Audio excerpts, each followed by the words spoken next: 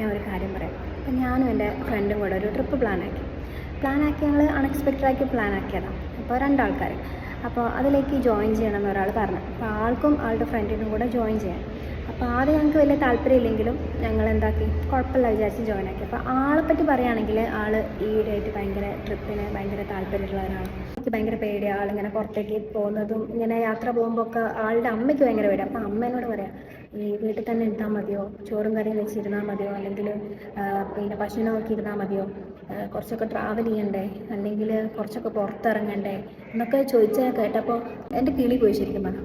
കാരണം ആളുടെ ഒരു മാറ്റം, അതായത് ആദ്യം വീട്ടിലിരുന്നാൽ മതി അല്ലെങ്കിൽ പുറത്തൊന്നും പോകണ്ട, ഇങ്ങനെ ഓരോ നോക്കി ഇരുന്നാൽ മതി എന്നുള്ള ഒരാൾ പെട്ടെന്ന് തന്നെ കുറച്ച് യാത്ര പോകണം, അല്ലെങ്കിൽ ആൾക്കാരെ കാണണം, ചുറ്റുപാട് കാണണം എന്നൊക്കെ പറഞ്ഞ് ഇങ്ങനെ എന്നോട് പറയുമ്പോൾ എനിക്കത് ഭയങ്കര സന്തോഷമാണ്.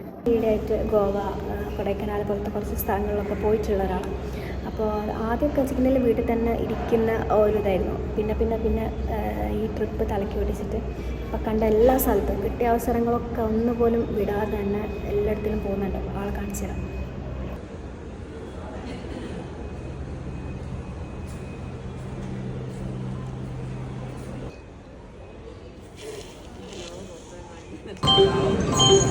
യാത്രക്കാരുടെ ശ്രദ്ധയ്ക്ക് ട്രെയിൻ നമ്പർ 1